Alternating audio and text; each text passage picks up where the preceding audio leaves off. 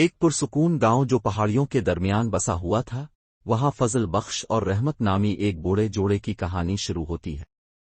انہوں نے اپنی پوری زندگی ایک دوسرے کے ساتھ گزاری تھی، بچوں کی پرورش کی، اپنے چھوٹے سے کھیت کی دیکھ بھال کی اور بے شمار یادیں بنائی۔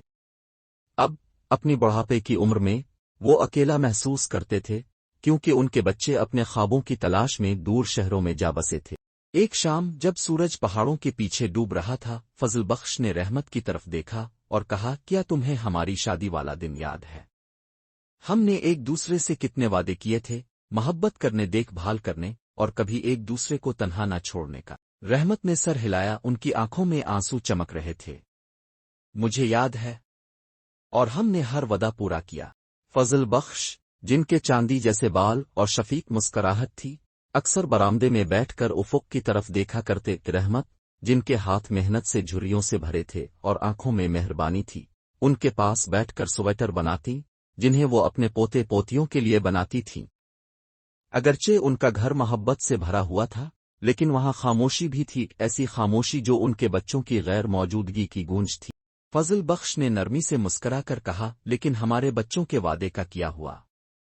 انہوں نے وعدہ کیا تھا کہ وہ ہمیں ملنے آئیں گے، فون کریں گے اور ہماری بڑھاپے میں دیکھ بھال کریں گے۔ وہ وعدے کہاں ہیں؟ رحمت نے ان کے ہاتھ پر اپنا ہاتھ رکھا۔ فضل، وہ مصروف ہیں، ان کی زندگی الگ ہے، ہمیں سمجھنا چاہیے۔ لیکن فضل کا دل دکھتا تھا۔ انہیں اپنے پوتے پوتیوں کی ہنسی، خاندانی کھانوں کی گرمجوشی اور اپنے بیٹے کی آواز کی یاد آتی تھی۔ انہیں ان چھوٹے چھوٹے وعدوں کی کمی محسوس ہوتی تھی جو بھول چکے تھے۔ ایک دن فضل نے اپنے بچوں کو خط لکھنے کا فیصلہ کیا۔ کانپتے ہاتھوں سے انہوں نے اپنا دل کاغذ پر اتار دیا۔ میرے پیارے بچوں، میں یہ خط تمہیں احساس جرم دلانے کے لیے نہیں لکھ رہا، بلکہ اس لیے لکھ رہا ہوں کہ تمہیں ان وعدوں کی یاد دلاؤں جو ہم نے ایک دوسرے سے کیے تھے۔ تمہاری ماں اور میں ہمیشہ تمہارے ساتھ رہے ہیں، ہر خوشی اور غم میں۔ اب جب ہم بوڑھے ہو رہے ہیں، ہمیں تمہاری موجودگی کی کمی محسوس ہوتی ہے۔ ہم تم سے زیادہ نہیں مانگتے، صرف ایک ملاقات، ایک فون کال، تمہارا تھوڑا سا وقت۔ ہم تمہیں یاد کرتے ہیں، ہم تمہیں پیار کرتے ہیں، اور ہمیں امید ہے کہ تم ان وعدوں کو یاد رکھو۔ رحمت نے بھی اپنے الفاظ شامل کیے، ان کی لکھائی لرزتی ہوئی تھی لیکن محبت سے بھری ہوئی۔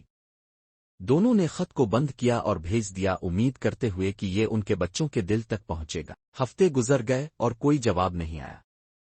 رام اور رحمت نے اپنی مایوسی چھپانے کی کوشش کی، لیکن خاموشی ان پر بھاری پڑ رہی تھی۔ پھر ایک صبح انہوں نے ایک گاڑی کی آواز سنی۔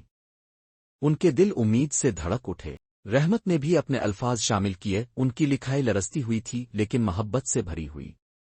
دونوں نے خط کو بند کیا اور بھیج دیا، امید کرتے ہوئے کہ یہ ان کے بچوں کے دل تک پہنچے گا۔ ہفتے گزر گئے اور کوئی جواب نہیں آیا۔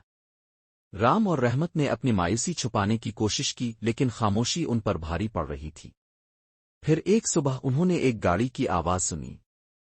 ان کے دل امید سے دھڑک اٹھے۔ یہ ان کا بڑا بیٹا روی اور اس کا خاندان تھا۔ وہ گاڑی سے باہر نکلا، اس کی آنکھوں میں آنسو تھے۔